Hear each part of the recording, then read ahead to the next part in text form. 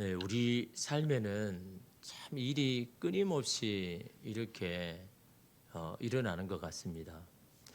이 올 한 해 이제 코로나도 어느 정도 이렇게 정리가 되고, 그래서 이제 예배를 이제 하나님 앞에 온전하게 이렇게 드리게 돼서 얼마나 감사한데, 근데 우리의 삶이 참 코로나가 끝난 동시에 경제나 삶이 모두 힘들어졌죠.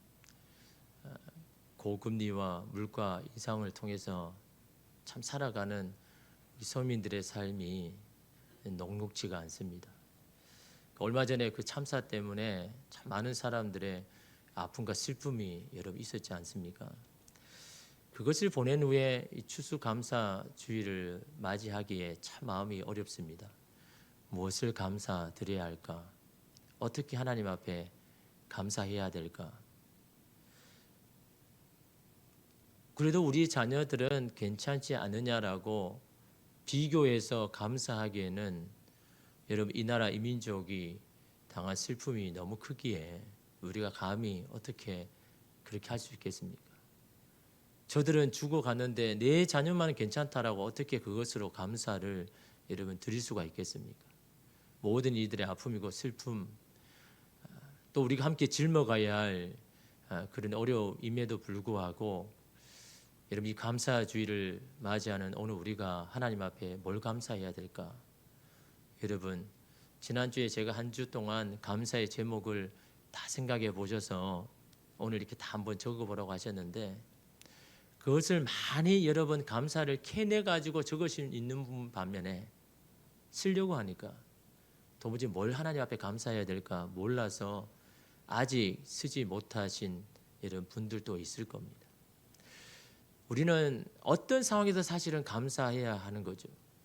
그것은 우리를 향하신 하나님의 뜻이기 때문에 우리가 감사할 수 없을 때에도 감사해야 하는 이유는 다른 게 아닙니다. 저와 여러분을 향한 하나님의 뜻이기 때문에 감사하는 곳에 그래도 다시 새로운 희망이 솟아나기 때문에 감사하는 그곳에 다시 살아갈 수 있는 용기와 힘이 주어지기 때문에 그래서 여러분 저와 여러분에게 범사에 감사하라, 모든 일에 감사하라고 여러분 하시는 것이 아니겠습니까? 영국 에딘버러 지역에 한 목사님이 계신데 이 목사님은 늘 감사하는 분으로 소문이 났습니다. 어떤 것이든 감사를 찾아내는 겁니다. 그 예배 중에 우리 일상에 일어나는 모든 일 중에 감사를 찾아내 가지고 막 하루도 빠짐없이 그렇게 감사를 하는 이렇게 분이신데 어느 날 이 지역에 강력한 태풍이 몰아닥칩니다. 그냥 살짝 지나가는 것이 아니라 그 지역을 중심을 관통해서 일주일 내내 머무르면서 거기를 완전히 초토화시킨 겁니다.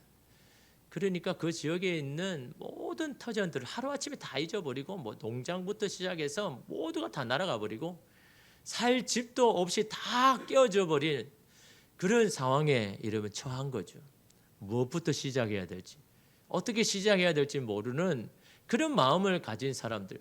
왜 다른 지역은 괜찮은데 왜 우리가 사는 이 지역에만 이렇게 피해가 클까라는 그런 원망의 마음으로 가득 찼는데 교인들은 그렇게 생각하는 겁니다. 이런 상황에도 과연 목사님이 감사할까? 아니 이런 상황에도 정말 감사가 나올까? 한번 지켜보자. 이런 상황에서 어떻게 하나님 앞에 감사할 수 있을까? 도무지 어떻게 시작해야 할지 모르고 무엇부터 시작해야 할지 모르는 그런 이 참담한 이런 상황 가운데 하나님 앞에 어떻게 감사할까? 그렇게 이런 귀를 기울이면서 주일날 교인들이 교회에 온 겁니다. 그 목사님이 기도할 차례가 된 거죠. 그리고 귀를 쫑긋 세우면서 도대체 어떤 감사를 할까라고 그렇게 하는데 이 목사님이 이렇게 기도했습니다. 하나님 감사합니다.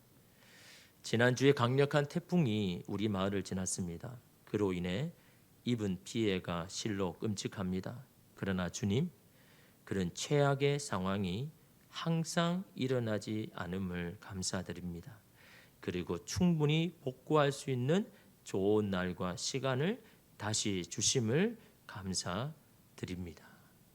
최악의 상황은 사실이잖아요. 이거 부인할 수 없는 건 아닙니까? 근데 그 최악의 상황이 항상 일어나지 않는 것에 감사하는 겁니다. 이런 매년 이 상황이 일어난다면 여러분 살 사람이 누가 있겠습니까? 인생에서 몇 번 만나는 그런 사건이 되었기 때문에 그래서 여러분 그 하나님 앞에 이런 감사할 수 있는 거 아닙니까? 그런 상황에도 여러분 하나님 앞에 감사할 수 있으니까 여러분 생각이 어떻게 바뀝니까? 도무지 어떻게 복구할까라는 생각에 갇혔다가 그 하나님 앞에 감사할 수 있으니까요. 그래도 우리에게는 충분하게 복구할 수 있는 힘과 여지와 시간이 있다라는 것을 여러분 생각하게 되니까 여러분 다시 시작할 수 있는 여러분 힘이 여러분 거기에 있지 않습니까? 중요한 것은요. 우리의 마음이 항상 하나님의 은혜에 초점을 맞추며 살아가는가. 여러분 거기에 감사의 비결이 있는 겁니다. 내 마음이 지금의 나의 현실에 초점을 두는 것이 아니라 하나님께서 베푸신 은혜에 내 초점을 두기만 하면 우리는 감사할 수밖에 없다라는 거죠. 여러분 그런데 사람은 어떻습니까? 지난 과거의 일을요. 일 중에서 뼈 아팠던 일, 불행한 일들만을 골라 기억하는 그런 경향이 있습니다. 근데 문제는요. 그걸 기억하는 것으로 끝나지 않는다라는 거죠. 그 기억이 꼬리에 꼬리를 물어가지고 계속해서 부정적인 생각으로 더 나아가서 결국은 거기에서 그 불행한 현장에서 헤어나지 못하는 사람들이 얼마나 많습니까? 그렇잖아요. 어떤 문제에 처했는데 거기에서 계속해서 갇혀서 도무지 헤어나지 못하고 그냥 집에만 갇혀 있는 사람이 우리 주변에 얼마나 많습니까? 그 사람이 다른 사람보다 불행한 일이 많아서 정말 그런 걸까요? 여러분 다윗을 보십시오. 다윗의 과거를 보면요. 우리는 못 살 것 같습니다. 여러분 다윗이 어떻습니까? 가장 연약한 지파 중에도요. 12지파 중에 가장 연약한 정말 희망이 없는 그런 집안에 그 지파에 또 그 연약한 집안에 그것도 막내의 초라한 목동으로 여러분 그 인생을 여러분 보내잖아요. 기회를 만나가지고 왕의 사위가 됐으면 뭐합니까? 장인에게 여러분 목숨을 여러분 피해 다녀야 되는 여러분 그런 상황 아닙니까? 여러분이 한번 생각해 보십시오. 결혼을 했는데 정말 좋은 마음으로 시작을 했는데 이제는 내 삶이 이제 행복할 거라만 생각했는데 그런 두 사람의 문제가 아닌 주변의 요인 때문에 뭐 시아버지, 시어머니든지 친정 아버지든지 여러분 그 사람들 통해서 여러분 이 인생이 여러분 깨어질 때 이건 여러분 회복하기가 참 어려운 겁니다. 두 사람의 문제라면 어떻게든 회복하면 되잖아요. 해결하면 되는데 그 외 주변의 일 가운데 여러분 휘말릴 때는 이거는요 인생이 여러분 어떻겠습니까? 다윗이 그렇잖아요. 장인에게 이러면 죽임을 당하는 겁니다. 장인이 나를 죽이려고 합니다. 그래서 도망을 갑니다. 얼마나 여러분 이 비참한 인생입니까? 여러분 다윗도 그런 인생을 원했을까요?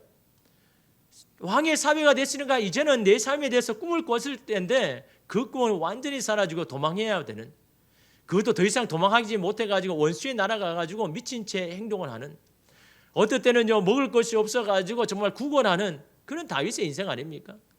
여러분 뭐 비난을 받는 거 비방을 받는 것은 여러분 당연한 거고 여러분 사랑하는 아들에게 배신을 당했잖아요. 여러분 이거는요 씻을 수가 없는 겁니다. 여러분의 자녀에게 배신을 당했다. 그래서 내가 도망간다.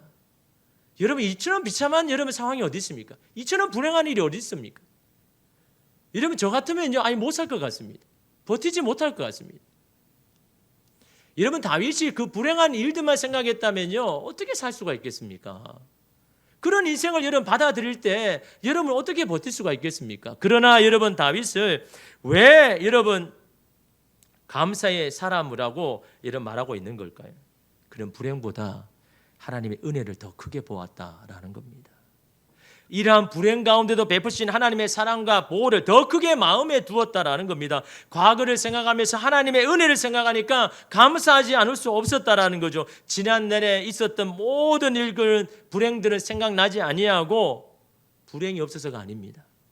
베푸신 은혜를 자꾸 묵상하니까 자꾸 떠올리니까 이런 사람의 생각이 이런 그런 겁니다. 하나의 여러분 초점을 맞추면요 거기에만 여러분 깨져서 나아갑니다. 다윗은요 불행한 일 많잖아요. 원망할 건 많지 않습니까? 그런데 거기에 초점 안 두는 겁니다. 내게 베푸신 하나님의 은혜를 자꾸 묵상하니까 감사가 여러분 저절로 이렇게 나오는 겁니다. 그런데 여러분 다윗의 시편을 보면요 과연 이 사람이 감사의 사람 맞는가라고 할 정도로 그렇게 여러분 성경에 얼마나 그렇게 기록했습니까? 정말 입에 담지 못할 그런 원망과 불평을 하나님 앞에 쏟아놓는 시편들이 얼마나 많습니까? 야, 정말 이 사람이 정말 하나님 앞에 감사하는 사람 맞는가? 정말 하나님의 마음이 맞는가? 합한 사람 맞는가라고 할 정도로 여러분 시편을 보면 얼마나 원망과 불평을 막 쏟아놓는지 모릅니다. 그럼에도 불구하고 왜 다윗을 감사의 사람이라고 이야기를 하는 걸까요? 원망과 불평을 안 해서가 아닙니다. 원망과 불평을 하지만 그 마지막에는 하나님의 은혜를 여러분 두니까, 하나님의 약속을 붙들으니까, 그래서 여러분 이 다윗이 그럼에도 불구하고 하나님 앞에 감사할 수 있고 찬양할 수가 있는 겁니다. 도망을 가도, 마음이 너무 아파도 하나님의 은혜를 그 앞에 두니까, 하나님의 은혜를 붙드니까 여러분 그 상황에서도 하나님 앞에 감사하며 여러분 찬양하는 다윗을 여러분 보게 되지 않습니까? 오늘 시편의 94편도 마찬가지입니다. 작자가 누군지 모릅니다. 누가 쓴지도 모릅니다. 그런데 이 94편을 읽어보면 야, 이 사람이 정말 억울한 가운데 있구나. 너무너무 속상해가지고 막 안절부절하지 못하는 그런 상황이 있구나라는 것을 알 수가 있습니다. 여러분 16절에 보니까요. 누가 나를 위하여 일어나서 행악자들을 치며 누가 나를 위하여 일어나서 악행하는 자들을 칠까?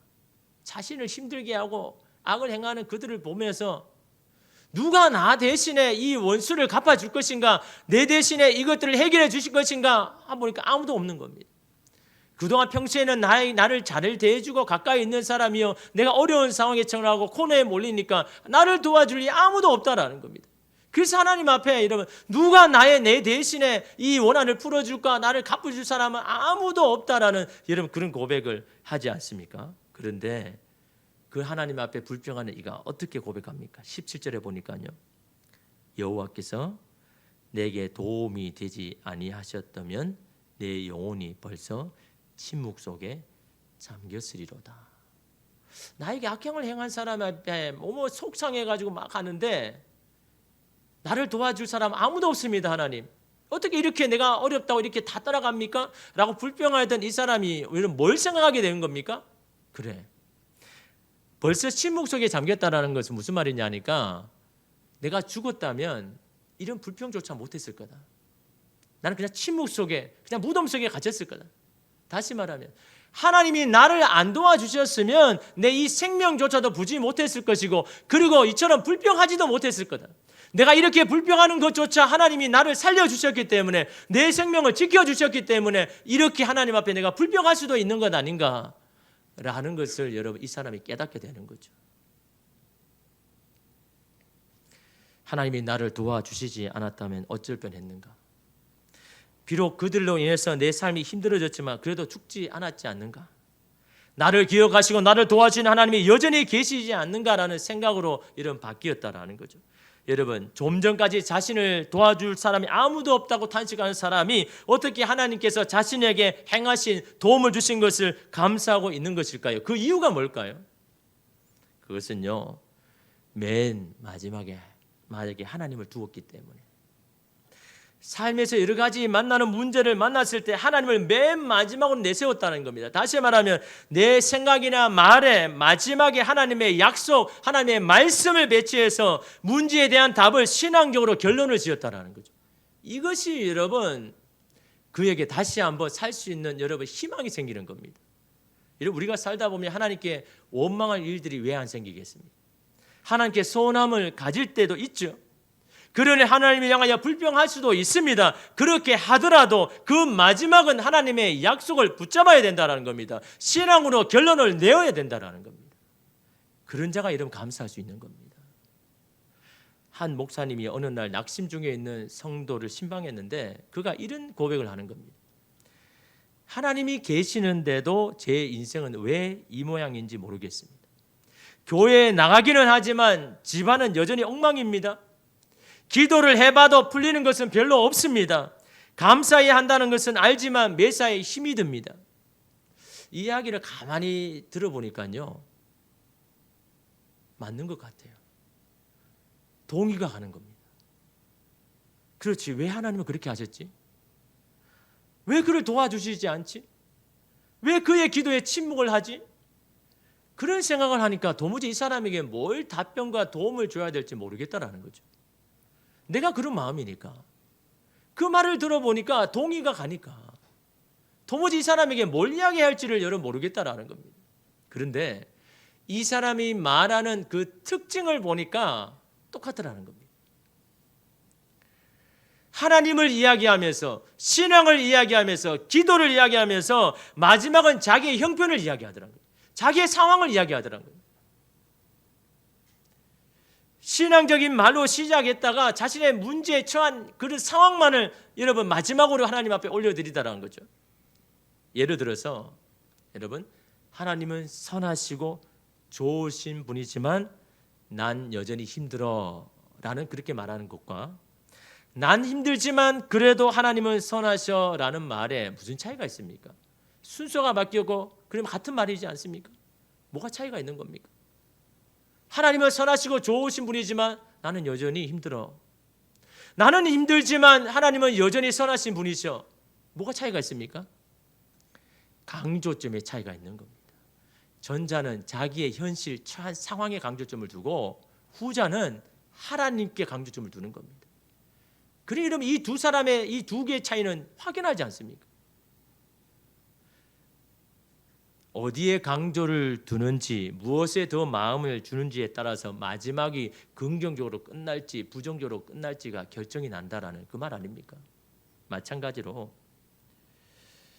하나님은 정의롭고 공의로우신 분이시지만 난 지금 억울해 라는 말과 나는 지금 억울한 일이 많지만 하나님은 정의로운 분이셔 라고 고백하는 사람이 여러분 뭐가 다르겠습니까?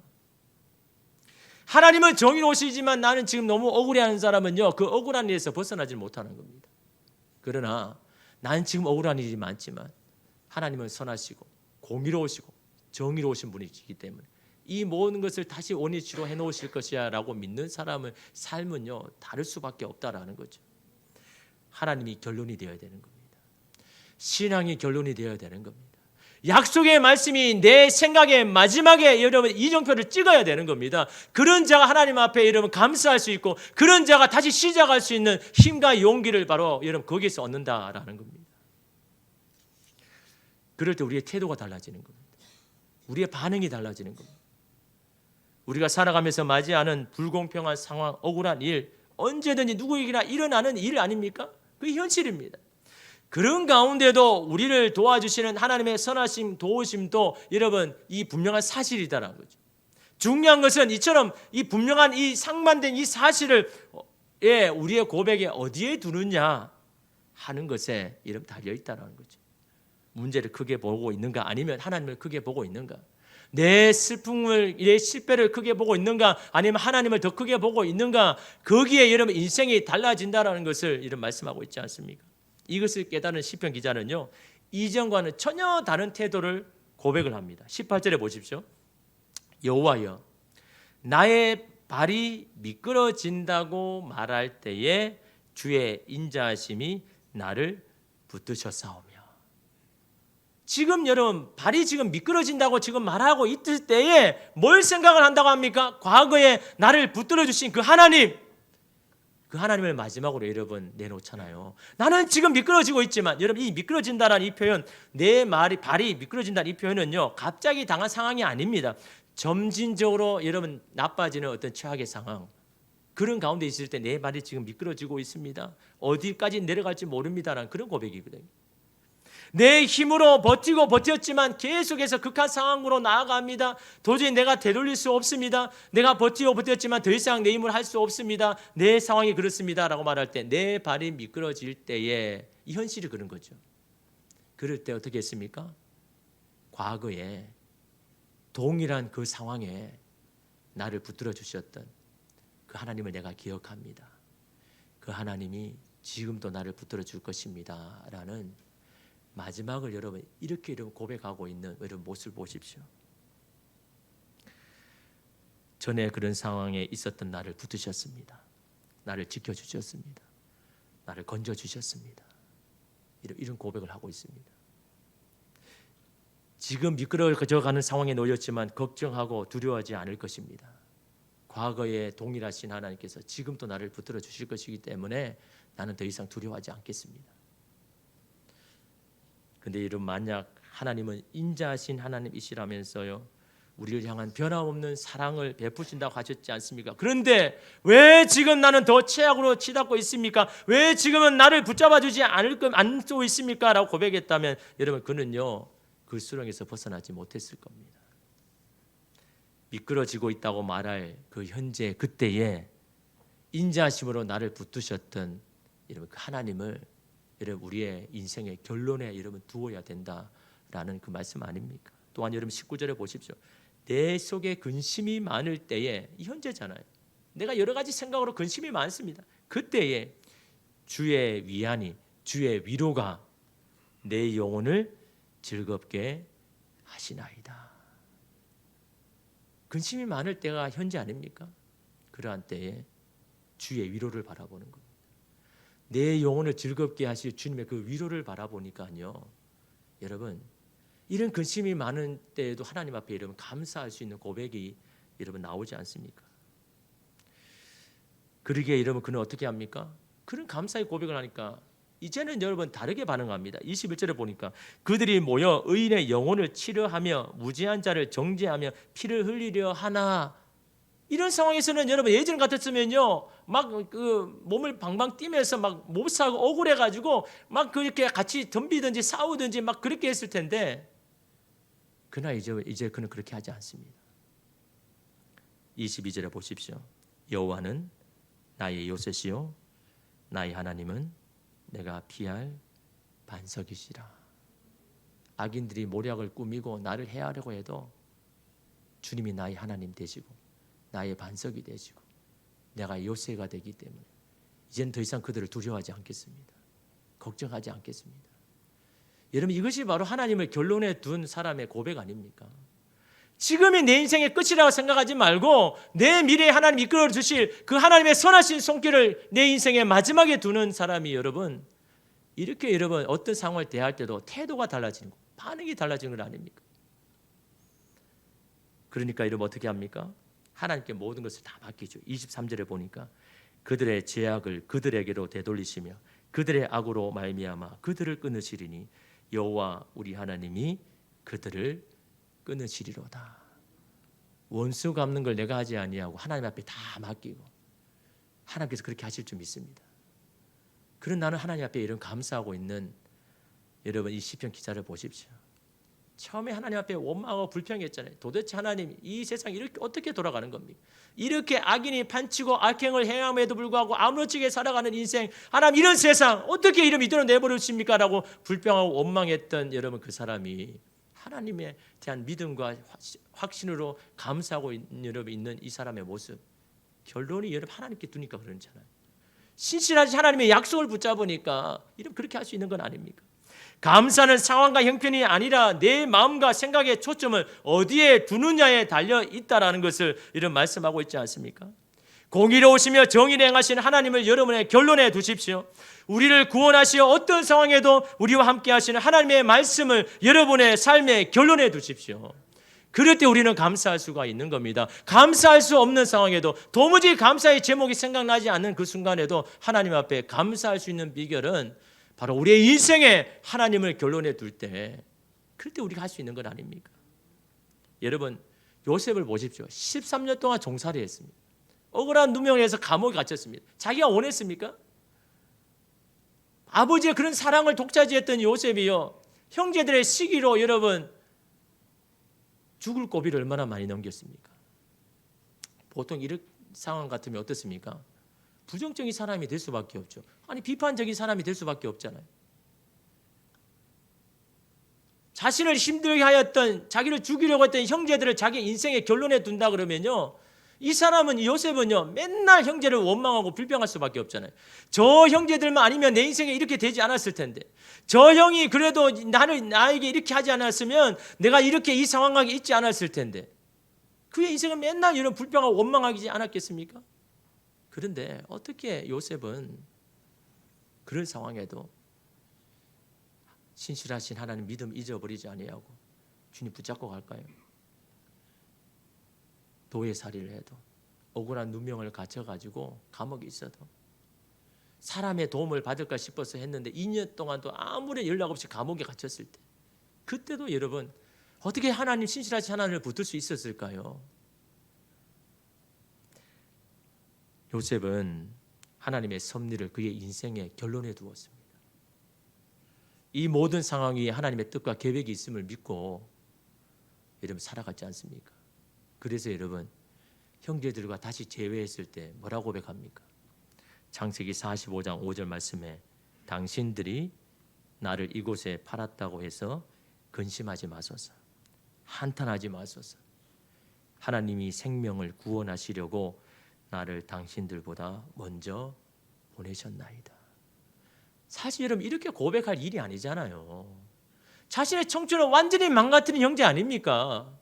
자신의 인생을 이렇게까지 망가뜨린 그 형제들인데 오히려 요셉은 어떻게 합니까? 그들을요 걱정합니다. 나를 이렇게 팔아서 나를 이렇게 했다라고 당신들 자책하지 마십시오. 괜찮습니다. 여기는 하나님의 뜻이 있습니다.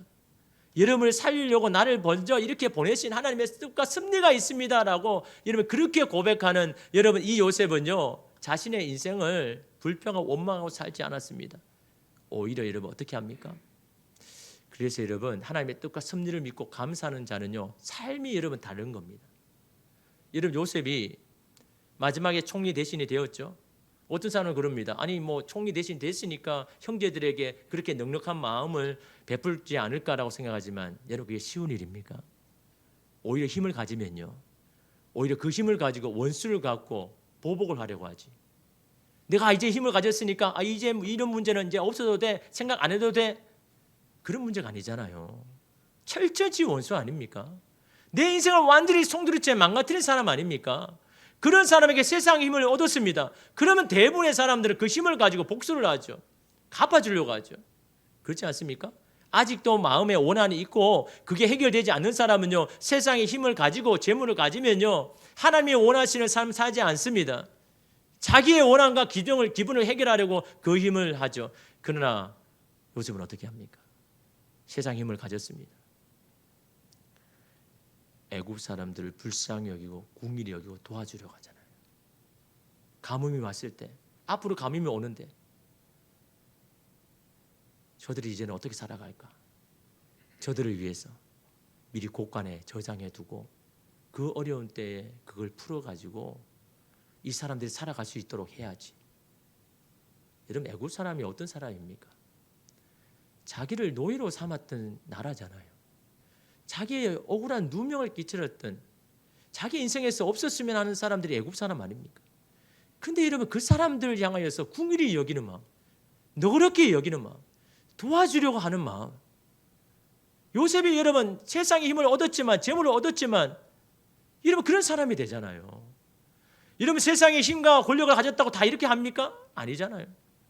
여러분도 세상의 힘을 얻어야 됩니다. 재물도 여러분 벌어야 됩니다. 그러나 여러분이 감사한 사람이 되지 못하면 하나님의 섭리와 뜻을 깨닫지 못하는 사람이 된다 그러면요 그 힘은요 다른 곳에 사용할 겁니다. 하나님이 원하지 않는 여러분 삶을 살아갈 수밖에 없는 겁니다. 그는 하나님의 뜻과 섭리를 알고 하나님의 인생의 결론을 두는 사람은요 힘을 얻었을 때 주님의 마음을 가지고 나누고 베풀고 도와주는 그런 요셉이 여러분 되지 않습니까? 그런 요셉을 통하여 하나님께서 애굽 땅 위에 하나님의 이름을 높이 여러분 영광을 받지 않습니까? 또한 요셉은 여러분 그 애굽에 있는 모든 사람에게 존경을 받지 않습니까? 이런 인생을 어떻게 살 수 있습니까? 요셉 이라사가 아닙니다. 오늘 저와 여러분 이런 요셉의 삶을 우리가 받아들였다 그러면 그렇게 살 사람 많지 않습니다. 부정적이고 비판적인 삶을 살아갈 수밖에 없겠죠. 아니 이런 상황이 어쩔 수 없는 거 아니야 라고 이러면 말할 수밖에 없겠죠. 그러나 요셉은 하나님의 뜻과 섭리를 자신의 인생의 결론을 두고 달려가는 겁니다. 그 가운데 있는 많은 실패 어려움은 괜찮습니다. 마지막에 하나님의 뜻을 이루실 것이니까 하나님의 약속의 말씀을 이루니까 지금의 나의 작은 실패와 실수에도 이러면 마음이 무너지지 않습니다. 내 인생의 결론을 하나님 앞에 두니까. 그래서 하나님 앞에 감사할 수 있는 것 아닙니까? 여러분 하박국 3장 17절 18절 말씀에 비록 무화과 나무가 무성하지 못하며 포도나무에 열매가 없으며 감람나무에 소출이 없으며 밭에 먹을 것이 없으며 우리의 양이 없으며 외양간에 소가 없을지라도 나는 여호와로 말미암아 즐거워하며 나의 구원의 하나님으로 말미암아 기뻐하리로다. 없는 것을 마지막에 두지 않았습니다. 하나님 우리에게 모든 것 되시고 기쁨이 되시는데 왜 우리의 삶에는 외양간에 소요가 없습니까? 포도나무가 없습니까? 무화과 나무가 없습니까? 라고 그 없는 것을 마지막에 두지 아니하고 하나님을 마지막에 두었잖아요. 그럼에도 불구하고 나는 하나님을 인하여 즐거워할 것이고 기뻐할 것입니다. 하박국이 그런 상황 아닙니다, 여러분. 적국이 지금 이스라엘에 지금 쳐들어온다는 소리를 듣고 거기에 대비하지 못한 이스라엘은 불을 보듯이 다 빼앗기고 황폐해야 될 건데 두려워서 이러면 창자가 들끓든지 이러면 그렇게 고백하니 너무너무 두려운 그때에 하박국이 이런 놀라운 고백을 할 수 있는 것은 다른 것이 아닙니다. 그의 인생의 결론을 하나님 앞에 두니까 없어도 하나님 앞에 감사할 수가 있는 겁니다. 부족해도 하나님 앞에 이러면 감사할 수가 있는 겁니다. 살아가는데 왜 원망할 것이 없겠습니까? 속상한 일이 없을까요? 그러나 그것을 여러분의 마지막에 두지 마십시오. 그럼에도 불구하고 우리를 향한 하나님의 선하심, 놀라운 계획을 가지고 계시는 하나님을 여러분의 인생의 마지막 결론에 두고 미래에 이루실 하나님을 기대하는 마음으로 오늘 다시 살아가면 하나님의 그 선하신 손길이 우리에게 베풀어 주신 하나님의 손길이 우리를 붙들어 주신 하나님의 손길이 미래에도 동일하게 우리 가운데 역사하여 주실 줄 믿습니다. 그런 하나님을 찬양하며 감사할 수 있는 저와 여러분 되시기를 간절히 소망합니다. 기도하겠습니다.